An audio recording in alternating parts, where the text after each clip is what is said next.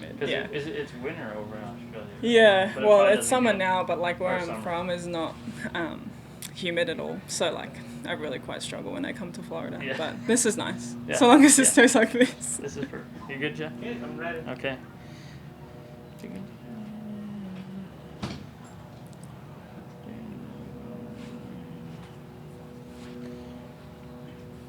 Okay, Hannah, a solid 1 under today. Not the way you wanted to finish, but you had a great day. How does just stack up? What would you? How would you say your day stacks up? Yeah, I felt like I gave myself a lot of opportunities. Got quite frustrated towards the back nine, and I think that kind of led to my double on the last. But yeah, I kept on hitting great shots and giving myself opportunities. So I hope that I can continue to do that tomorrow and kind of sneak up the leaderboard. What made it frustrating out there? Because you had a few birdies here and there, and you had a nice steady day. Was there anything in particular that maybe wasn't going your way? I mean, I made a great par save on 9, hold a nearly 10-foot putt for par, and then gave myself a good opportunity on 10, missed it, and then gave myself another good opportunity on 12 and 13, and missed it again. I just couldn't quite get the pace of the greens today, and then on the last kind of just hit my second putt or third putt a bit too quickly and tugged it left. So I'm going to do some putting, try and make sure that I'm not getting too quick in my stroke and wanting to get the ball in the hole too quickly. So hopefully I can get good numbers into greens like I did today and capitalize on that. That just means you saved them all for tomorrow, right? Yeah. Oh, hopefully. Hopefully I can just go low and just come from out of nowhere. I have no idea where I'm at on the leaderboard or what Sejong or Jin Young have done today. But yeah, a low one tomorrow on my birthday would be really nice. Yeah, you're still in the top 10, so still in contention. I think Sejong's at 14. Okay. Speaking of Sejong, when you have someone who's kind of playing like that, when you're obviously you want to win, yeah. and you want to be right up there. But when you have someone who's kind of given that extra inch from the rest of the field, what's it like from a competitor's standpoint? It's hard. You don't want to get too ahead of yourself. You have to play well, but you don't want to get too caught up in what Sejong's doing. I know she's a pretty aggressive player, and she does hit it quite far, so it's really perfect for this type of golf course. So I do watch leaderboards. I did majority watching today. Besides, after my round, I haven't looked at it just yet, but. Yeah, I'm sure Sejong will be aggressive tomorrow, and Jin Young's still in form. I mean, a runner-up last week, so it's going to be hard to catch those two. But there's a lot of money on the line, so there's still a lot of nervous, feelings out there. Even though Sejong won last year, it's not easy to get it done and win out here. Yeah, you're a major champion. How quickly does your mindset change to get over the finish today and to realize, like you just said, there's a lot of money on the line and there's still a lot to play for tomorrow? Yeah, it's hard. It's probably what makes the difference between winning tournaments and not winning. The mental side of the game is just as hard as actually hitting the shots and pulling the trigger. And having one KPMG has definitely given me a lot of confidence or self-confidence.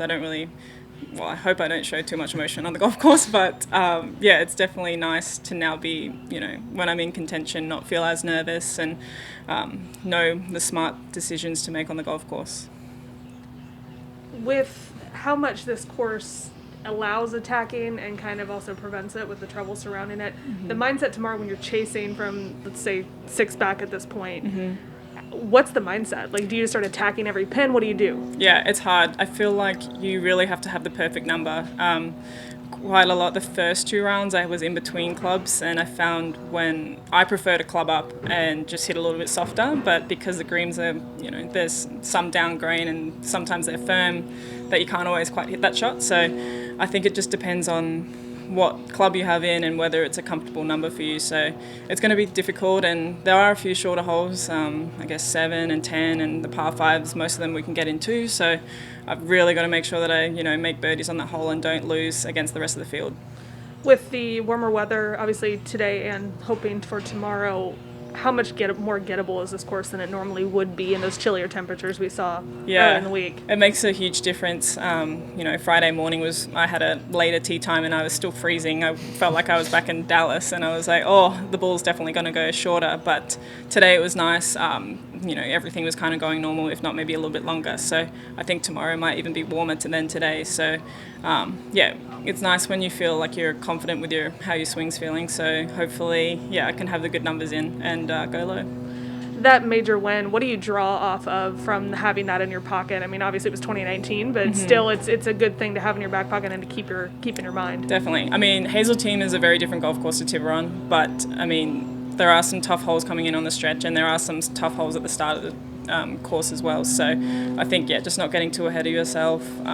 I feel like I've gotten off to really strong starts in all my rounds, so I think I need to make sure that I'm keeping on top of it towards the back end.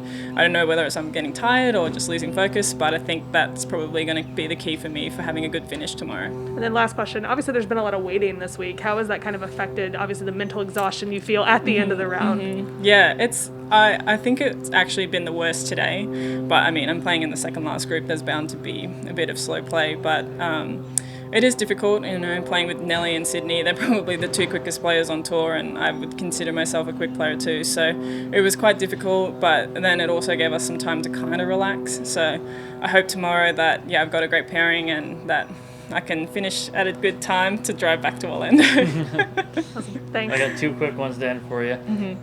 First off, you got your birthday tomorrow, and in a year where there haven't been any fans out, just knowing that it is the final event in what has been a crazy year, is there a little adrenaline do you expect to come with that? Yeah, it's going to be very strange playing on my birthday. Normally I'm at home just chilling, doing nothing, and my golf clubs are usually in my travel case in the shed, so it's going to be quite weird playing a competitive round, but I don't know how many people know that it's my birthday, so I'm not really sure what to expect, but my caddy knows, so we'll see what he does for me. But hopefully I can get some good bounces on the golf course. I don't know, maybe a little bit of birthday luck. We'll see. I love that. That'd be great. Thanks, Hannah. Yeah, thanks, guys.